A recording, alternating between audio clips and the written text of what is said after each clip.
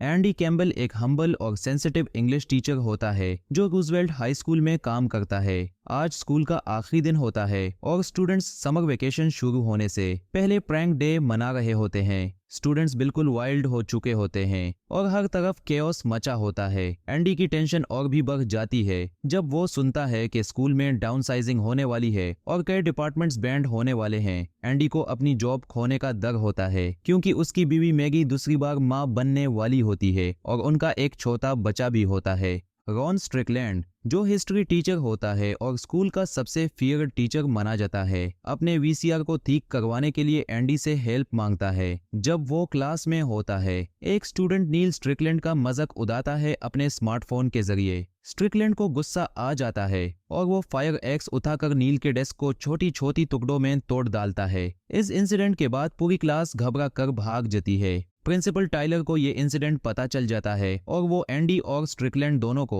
अपने ऑफिस में बुलाता है। पहले दोनों टीचर्स डिसाइड करते हैं कि वो इस बात को छुपाएंगे, लेकिन जब प्रिंसिपल टाइलर धमकी देता है कि अगर उन्हें सच नहीं पता चलेगा तो वो दोनों को फायर कर देगा, एंडी मजबूरन सच बोल देता है। स्ट्रिकलैंड को फायर कर दिया जाता है और इसके बदले में स्ट्रिकलैंड एंडी को स्कूल के बाद फाइट के लिए चैलेंज करता है।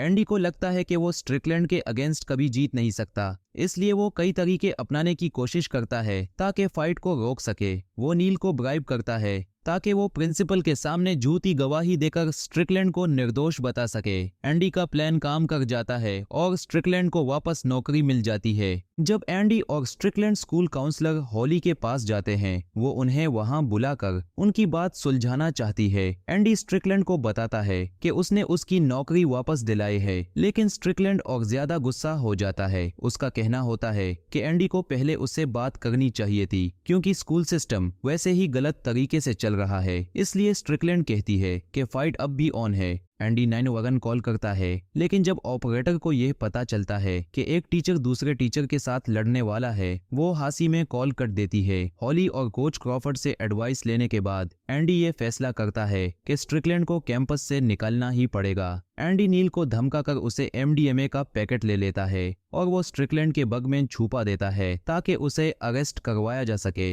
वो पुलिस को बुलाता है, लेकिन यह प्लान फेल हो जाता है और पुलिस दोनों टीचर्स को जेल में डाल देती है। जेल में एंडी एक बड़े इनमेट को ट्रिक करता है कि वो स्ट्रिकलैंड को मार दे, लेकिन तब जब एंडी इशारा करेगा, एंडी वापस स्ट्रिकलैंड के पास जाता है। लेकिन स्ट्रिकलैंड कहता है कि वो अब फाइट नहीं करेगा क्योंकि उसने पूरा दिन स्कूल के फ्लॉस को हाईलाइट कर दिया है। लेकिन जब एंडी वापस जाके फाइट के खत्म होने का सिग्नल देता है, इनमेट अटैक कर देता है। स्ट्रिकलैंड उसे आसानी से हरा देता है और समझ जाता है कि एंडी ने उसे सेटअप किया था। वो एंडी से कहता है कि अब फाइट अब भी ऑन है। पुलिस के आने पर पता चलता है कि जो ड्रग्स एंडी ने छुपाए थे वो सिर्फ एस्पिरिन थे।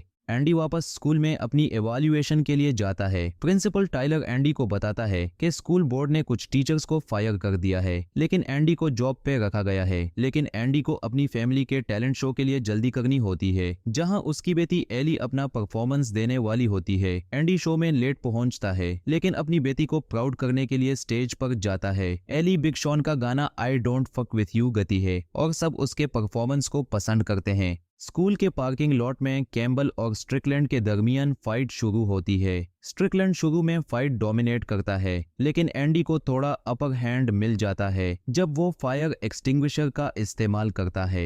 लेकिन जब एंडी अपनी जीत का जश्न मनाता है, स्ट्रिकलैंड वापस आके उसे एक जोर का पंच मारकर नॉक आउट कर देता है। तब स्ट्रिकलैंड को एंडी का फोन बजने की आवाज आती है और वो उठा के देखता है कि एंडी की बीवी मैगी लेबर में है। स्ट्रिकलैंड एंडी को उठाकर हॉस्पिटल ले जाता है और वो दोनों अपना झगड़ा खत्म कर देते हैं। समर के दौरान प्रिंसिपल टाइलर एंडी के घर आता है और कहता है कि फाइट की वजह से स्कूल बोर्ड पे बहुत प्रेशर आया है और अब उन्हें एंडी और स्ट्रिकलैंड को वापस काम पर रखना पड़ेगा। एंडी ये शर्त रखता है कि उसके कॉलीग्स को भी वापस रखा जाए। नए स्कूल ईयर के शुरू होने पर कैम्बल और स्ट्रिकलैंड अब बेस्ट फ्रेंड्स होते हैं और अपने नए क्लासेस को कॉन्फिडेंटली सिखाने के लिए तैयार होते हैं। कैम्बल अब ज्यादा असर्टिव होता है और स्कूल का एटमॉस्फेयर पहले से बहुत बेटर होता है।